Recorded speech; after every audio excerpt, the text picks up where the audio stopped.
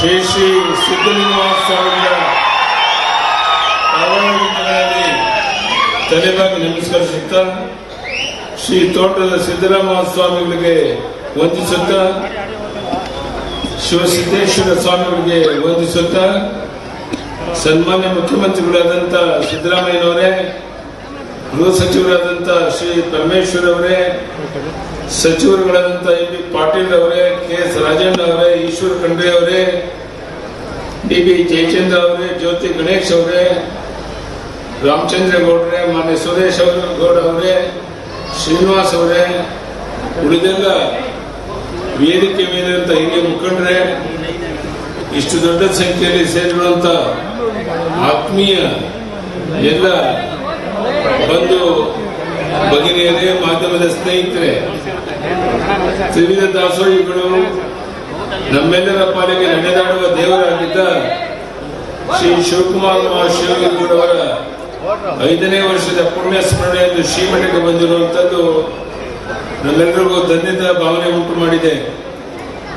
ದಾಸೋಹ ದಿನವೆಂದರೆ ನಮ್ಮ ಪಾಲಿಗೆ ಮಹಾಪುಣ್ಯ ದಿನ. ಇಡೀ ಪ್ರಪಂಚಕ್ಕೆ ದಾಸೋಹ ತತ್ವವನ್ನು ಸಾರಿ ತ್ರಿವಿಧ ದಾಸೋಹದಲ್ಲಿ ಯಾರು ಏರಲಾರದ ಎತ್ತರಕ್ಕೆ ಏರಿ ಅನ್ನ, ಆರೋಗ್ಯ, ಅಕ್ಷರ ದಾಸೋಹದ ಮೂಲಕ ಲಕ್ಷಾಂತರ ಜನರಿಗೆ ದಾರಿದೀಪವಾದವರು ನಮ್ಮ ಶ್ರೀ ಶಿವಕುಮಾರ ಮಹಾಸ್ವಾಮೀಜಿಗಳವರು. ಪ್ರತಿ ಬಾರಿ ಶ್ರೀಮಠಕ್ಕೆ ಬಂದಾಗ ಮೊದಲು ಶ್ರೀಗಳು ವಿಚಾರಿಸ್ತಾ ಇದ್ದಂತದ್ದು ಪ್ರಸಾದ ಆಯ್ತಾ ಇದ್ದು, ತದನಂತರವೇ ಉಭಯ ಕುಶಲೋಪರಿ ವಿಚಾರಿಸುತ್ತಿದ್ದರು. ಹಸಿದು ಬಂದವರಿಗೆ ಅನ್ನ ಅಮೃತ ಸಮಾನ ಎಂಬುದು ಅವರಿಗೆ ಗೊತ್ತಿತ್ತು. ಶ್ರೀಮಠಕ್ಕೆ ಹಣ ನೀಡಿದವರಿಗಿಂತ ತಮ್ಮ ಹೊಲಗದ್ದೆಗಳಲ್ಲಿ ಬೆಳೆದ ಆಹಾರ ಸಾಮಗ್ರಿಗಳ ಮಠಕ್ಕೆ ಅರ್ಪಿಸುತ್ತವರ ಮೇಲೆ ಹೆಚ್ಚಿನ ಪ್ರೀತಿಯನ್ನ ಹಿರಿಯ ಶ್ರೀಗಳು ತೋರಿಸ್ತಾ ಇದ್ದುದು ಎಲ್ಲರಿಗೂ ಗೊತ್ತಿರುವಂತ ವಿಚಾರ. ಮಠಮಾನ್ಯಗಳ ಸರ್ಕಾರಗಳು ಮಾಡಲು ಕಷ್ಟ ಸಾಧ್ಯವಾಗಿರುವ ಆರೋಗ್ಯ, ಶಿಕ್ಷಣ ಹಾಗೂ ದಾಸೋಹ ಸೇವೆಗಳನ್ನ ಬಡವರಿಗಾಗಿ ನೀಡುತ್ತಿವೆ ಎಂದು ನಾನು ಹಲವಾರು ವೇದಿಕೆಗಳು ಹೇಳಿದ್ದೇನೆ. ಇದರ ಮುಂದುವರಿದ ಭಾಗವಾಗಿ ಶ್ರೀ ಶಿವಕುಮಾರ ಮಹಾಸ್ವಾಮಿಗಳ ಸ್ಮರಣಾರ್ಥವಾಗಿ ನಿರ್ಮಿಸಿರುವ ಆಸ್ಪತ್ರೆ, ಫಾರ್ಮಸಿ ಕಾಲೇಜ್ ಹಾಗೂ ಸ್ಮೃತಿ ಭವನ ಉದ್ಘಾಟನೆಗೊಂಡಿದೆ. ಯಾವ ರೀತಿಯಲ್ಲಿ ಅಲ್ಪಸಂಖ್ಯಾತ ಸಮುದಾಯದ ಶಿಕ್ಷಣ ಸಂಸ್ಥೆಗಳಲ್ಲಿ ತಮ್ಮ ಸಮುದಾಯದ ಮಠ ಮಕ್ಕಳಿಗೆ ಉಚಿತ ಶಿಕ್ಷಣವನ್ನು, ಬಡವರಿಗೆ ಆರೋಗ್ಯ ಸೇವೆಯನ್ನು ಒದಗಿಸುತ್ತಾ ಬಂದಿದೆಯೋ ಅದೇ ರೀತಿಯಲ್ಲಿ ನಮ್ಮ ಹಿಂದೂ ಸಮಾಜದ ಮಠಮಾನ್ಯಗಳು ಈ ಸೇವೆಗಳನ್ನು ನೀಡುವಲ್ಲಿ ಹಿಂದೆ ಬೀಳಬಾರದು. ಮಠಮಾನ್ಯಗಳು ನಡೆಸುವ ಶಿಕ್ಷಣ ಸಂಸ್ಥೆಗಳಲ್ಲಿ ಪ್ರಾಥಮಿಕ ಶಾಲೆಯಿಂದ ಹಿಡಿದು ಉನ್ನತ ಶಿಕ್ಷಣದವರೆಗೆ ಕನಿಷ್ಠ ಶೇಕಡ 10% ಸೀಟುಗಳನ್ನು ಜಾತಿ ಭೇದ ಮಾಡದೆ ತಮ್ಮ ವ್ಯಾಪ್ತಿಯಲ್ಲಿರುವ ಬಡ ಕುಟುಂಬದ ಮಕ್ಕಳಿಗೆ ಮೀಸಲಿಟ್ಟು ಉಚಿತವಾಗಿ ಶಿಕ್ಷಣ ನೀಡಬೇಕಾಗಿದೆ. ಇದು ನಮ್ಮ ಕರ್ತವ್ಯ ಅಂತೇಳಿ ನಾನು ಭಾವಿಸಿದ್ದೇನೆ ಬಂಧುಗಳೇ. ಆದ್ದರಿಂದ ಮುಂಬರುವ 2024-25ನೇ ಸಾಲಿನಿಂದ ಆರಂಭವಾಗುವ ಶೈಕ್ಷಣಿಕ ವರ್ಷದಲ್ಲಿ ತಮ್ಮ ತಮ್ಮ ಸಂಸ್ಥೆಗಳಲ್ಲಿ ಕನಿಷ್ಠ ಶೇಕಡ 10% ಸೀಟುಗಳನ್ನು ಬಡ ಮಕ್ಕಳಿಗೆ ಉಚಿತವಾಗಿ ಹಂಚಿಕೆ ಮಾಡಿ ಎಂದು ಇಲ್ಲಿರುವ ಶ್ರೀಗಳ ಸಮ್ಮುಖದಲ್ಲಿ ಎಲ್ಲ ಸಮಾಜಗಳ ಸ್ವಾಮೀಜಿಗಳಲ್ಲಿ ಕಳಕಳಿಯ ಮನವಿಯನ್ನು ಮಾಡಿಕೊಳ್ತೇನೆ.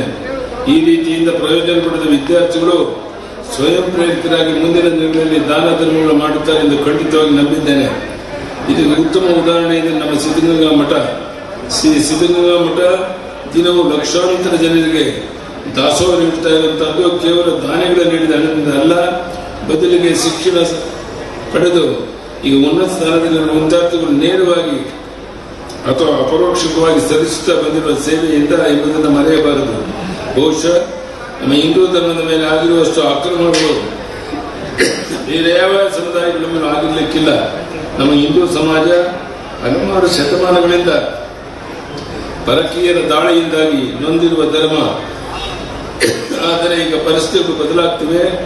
ಪ್ರಪಂಚದಾದ್ಯಂತ ಇರುವ ಹಿಂಸಾತ್ಮಕ ವಾತಾವರಣ, ಮೂಲಭೂತವಾದ ಕ್ರೌರ್ಯ, ವಿವಿಧ ದೇಶಗಳ ಮಧ್ಯೆ ನಡೆಯುತ್ತಿರುವ ಯುದ್ಧಗಳಂತಹ ಕಳವಳಕಾರಿ ವಾತಾವರಣದಲ್ಲಿ ಹಿಂದೂ ಧರ್ಮದ ಆಧ್ಯಾತ್ಮ, ಪ್ರಕೃತಿ ಪೂಜೆ ಮತ್ತು ಅಹಿಂಸಾತ್ಮಕ ವಿಚಾರಧಾರೆಗಳ ಕಾರ್ಮೋಡದಲ್ಲಿ ಮಿಂಚಿನಂತೆ ಜನರನ್ನು ಆಕರ್ಷಿಸುತ್ತವೆ. ಜಗತ್ತಿಗೆ ಭಾರತ ದೇಶ ಆಶಾಕಿರಣವಾಗಿ ಗೋಚರಿಸ್ತಾ ಇದೆ. ಇದಕ್ಕಾಗಿ ನಾವು ಮಠಮಾನ್ಯಗಳು, ಸಂತರನ್ನು ನಾವು ಶ್ಲಾಘಿಸಬೇಕಾಗಿದೆ.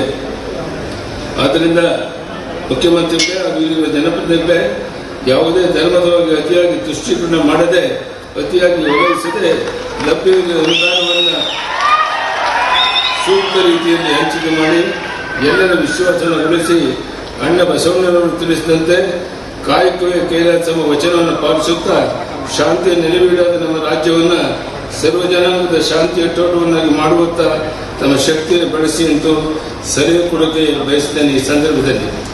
ಅದೇ ರೀತಿ ಮುಂದುವರೆದು ಅಣ್ಣ ಬಸವಣ್ಣನವರು ಕರ್ನಾಟಕದ ಸಾಂಸ್ಕೃತಿಕ ರಾಯಭಾರಿಯಾಗಿ ಘೋಷಿಸಿರುವುದಕ್ಕೆ ಮಾನ್ಯ ಮುಖ್ಯಮಂತ್ರಿಗಳು ನಾನು ಅಭಿನಂದನೆಯನ್ನು ಸಲ್ಲಿಸುತ್ತೇನೆ.